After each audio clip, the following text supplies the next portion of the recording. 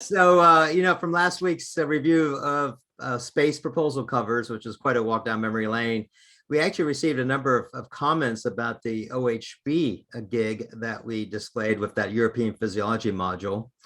And so we've asked Dick Eassom to recount our experiences supporting OHB, and he actually has a really interesting personal history here. They're a German-based company, and we've been supporting them for the past 16 years. And also, we might have, I'm not sure if Detlef is on, Detlef Heuser, but he's also a former OHB chief engineer there who also became an SMA associate. So I'm not sure if he's on, but we also welcome him to comment. So over to Dick.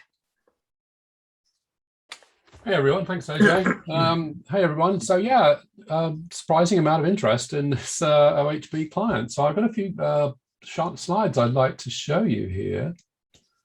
And okay, hopefully you can see my slides, yes? Okay, great. So let me tell you about OHB, as AJ said, small German company. Let's see, where are we? There we go. So who is OHB? It's a space company, right? But actually they were founded 65 years ago as Otto Hydraulic Bremen. So a little company doing marine engineering around a small, around Bremerhaven and that area, about 5 people. And then the big change for them was actually in 1981 when they were acquired by the Fuchs family, Christa and Marco, and Professor Fuchs acquired the company. And they changed the focus of the company in 1985 to more satellite and aviation technology. And the very first project they did was actually a centrifuge for blood and urine samples, which ended up on Space Lab, which was the predecessor to the International Space Station. By now, the company was getting big. So in 1988, they moved to a new building near Bremen University. And, there's a lot of very high-tech companies around Bremen University. It's a great area. So they changed the name. They kept it OHB, but they changed the name in 1991 to Orbital und Hydrotechnologie. So they're basically, reflecting their heritage as a marine engineering company, but now adding in the orbital for space. So it quite cleverly changed the name, and quite cleverly changed the name again in 2000, still keeping it as OHB. But by now it's space high technology, orbitale Hochtechnologie. So they've actually grown bigger and bigger, and in 2002 they became a public company, traded in the DAX, the German stock market. And actually now, as of 2015, they're actually OHB SE, which is a Societas Europaea, which is a European publicly traded company. And obviously within the European Union, this makes a lot of sense because now they can, work as a European company. There's no business or tax boundaries across the countries. So they've been able to grow. They actually have another part of the company down here just outside of Munich in a town called Oberpfaffenhofen, which I have been practicing for some time to get that name right. And that is the old space company called Kaiser Trader, which they had interest in, but then acquired fully. They have OHB Italia in Milan. This used to be Carlo Gavazzi Space, and you'll hear more about them in a minute. They also have Lux Space in Luxembourg, in Betzdorf, Antwerp Space in Belgium, OHB Sweden up there in Stockholm. They have 2 places in the Czech Republic, with OHB Czech Space in Klatovy and Brno, and even OHB Hellas down there in Athens in Greece. And they also have a majority share in another company called MT Aerospace, who actually makes parts for rocket boosters. And so they're here in Augsburg, again, just outside Munich, and in Mainz, they have MT Mechatronics.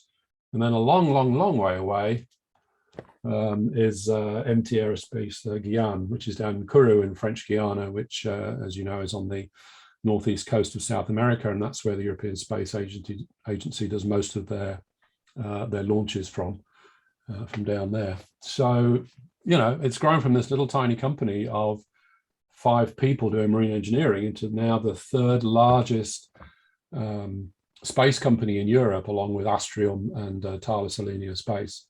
So quite a rise to power. So this is their current facility in Bremen, and you know, I've spent time there, and AJ's been there, and it's a beautiful building.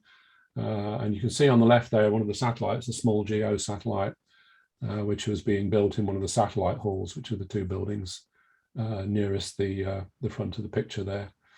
And you can't see it, but the old building is actually on the other side of that pathway behind the trees. So quite an interesting company, amazing people that work there, some incredibly bright people from all over Europe, because the European space business is not just German. When I was last working there in 2013, I had Dutch, Belgian, Italian, Spanish, English, German, of course, you know, engineers working with me on the last proposal we did. So amazing company. But how did we help them? How did we get there? These are some of their little, some of their projects. This was their very first project, was BremSat in 1995, an experimental satellite for the University of Bremen. We have Sapphire, which is the satellite for information relay. And that actually is a small communication satellite that takes signals from, you know, from the ground and transfers them back to a central location. So it's used for tracking loads on trucks and train cars and things like that. And this is Zalupa, which is obviously synthetic aperture radar satellite for the German armed forces. We have the small GEO we mentioned earlier. These are super high efficiency, low price satellites that can be put in geosynchronous Earth orbit for communications applications. They've been around since 2017. Then we have Meteosat, third generation, MTG, which is for the European Organization for the Exploitation of Meteorological Satellites, otherwise known as EUMETSAT. That's obviously for maintaining Europeans' weather forecasting capability. And then finally, Galileo, which is the European navigation constellation. And again, we'll hear more about that in a minute. So again, how did we help them get there? I've been at SMA since 1998, or SMANDE as it was there, along with several of you. And we all recognize this old logo. Has quite a nostalgia to it, isn't it? So this all started in 1997 when our founder, Steve Myers, bumped into and talked to Carlo Gavazzi Space. If you remember, that was the company in Milan, which is now OHB Italia. And he talked to them at the Paris Air Show in 97. And they said, well, we need some help. So what ended up happening was the following year, we sent out Lyle McNeely down to Milan. And he helped them win a small but very important program called UTEF, the European Technology Exposure Facility, to that win. UTEF is one of these things that's actually on the outside of the International Space Station. And it's a kind of a lab, a rack, if you like, where they can bolt experiments, which will then be exposed to the cosmic radiation outside of the space station, as opposed to being inside where it would be protected from it. So good for experiments there that need that. Next step is OHB, based on CGS's recommendation, they actually requested help from SMA for their proposal for EPM. And this is one of these weird jobs that was all done through email. No phone calls were involved at all.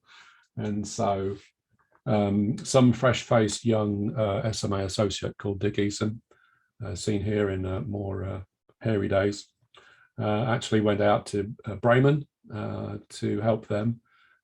Great company to work with, like I said. I really enjoyed this. This is my first meeting of Dr. Detlev Hüser, who's now one of our senior associates. And we helped them win this contract for, again, small amount of money, 16 million, compared to, you know, some of the contracts we're used to dealing with, but very, very important. It was actually their first prime contract. So now we're moving from being a subcontractor to the big companies at the time, which was Aerospatiale in France and DASA, or Daimler Chrysler Aerospace in Germany, which is all now Astrium. And now they're a prime contractor. So this is actually a big step up and helps them go after more important contracts. And so let's go forward 10 years to when we actually got to help OHB again with another program, which turned out to be probably the biggest one. And this is Galileo. I mentioned this one earlier. This is the European Satellite Navigation System, which is the competitor or their equivalent or alternative, if you like, to the US GPS. This was in 2009. We had quite a large team on this, relatively speaking. Patricia James doing graphics and production, Rod O'Neill as the proposal manager, Brad Johansson doing the impims and all the scheduling for this, and then Jim Rohrbach as an executive SME. So this proposal was put in 2009 in Bremen, and in 2010, January, they got the contract for the first 14 full operational capability satellites from the European Space Agency. This was worth 811 million. Up to this point, all of the proof of concept satellites have been done by the other companies, so they kind of expected they were going to win it. But then OHB came along and grabbed that opportunity. So that was quite a surprise, I think, to them. And a great job from our team and OHB's team to win this contract. They then went on in 2012 to get an order for 8 additional satellites, so another 327 million. So there are actually going to be altogether, what is that, 22 satellites built by OHB in that facility that we showed you earlier. And yeah, so this is a very good success story for us helping a client move into the next generation, the next realm, moving up the pecking order. And now, like I said, they're the 3rd largest space company in Europe. And I certainly am very proud for the small hand I had in helping their success. Thank you. Fantastic, Dick. I know that you have such a deep personal history there with OHB, and I also have an interesting history there. So they've been a great client over the years, and incredible success story for OHB itself and what Professor Fuchs created. Yeah, so there's one little codicil to that, and that was the following year in '99. AJ was actually at the Paris Air Show and said, "Oh, meet me in Bremen. We'll go and see OHB." So I said, "Sure, okay." And he'd been at the Paris Air Show, and he presented me with this little. You can see this little. This is like a little luggage tag thing, and it's got one of ESA's launchers on it. But on the other side, I thought this is very sweet from AJ. And then we see this. It says, "Richard Eassom, proposal manager extraordinaire."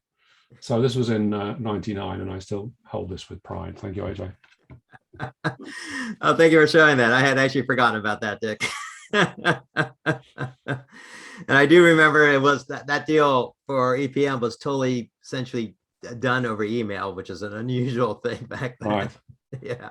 And then we were looking, well, who should run this? And we're going, well, who actually has the work permit to work in Germany? Let's check this out. Oh, Dick Eassom. Dick, can you meet me at the Bremen airport? Right. Where, if you ever go to Bremen Airport, by the way, they actually have a scale model of the International Space Station hanging from the ceiling, and it's bloody impressive. Yeah. At Bremen Airport also is fascinating because that's where they load up the sections of the big Airbus, right, into that, whatever they call that big guppy or something. Right. Yeah. Yeah. All right. Well, thank you for that, sharing that. That's a fascinating story with OHB.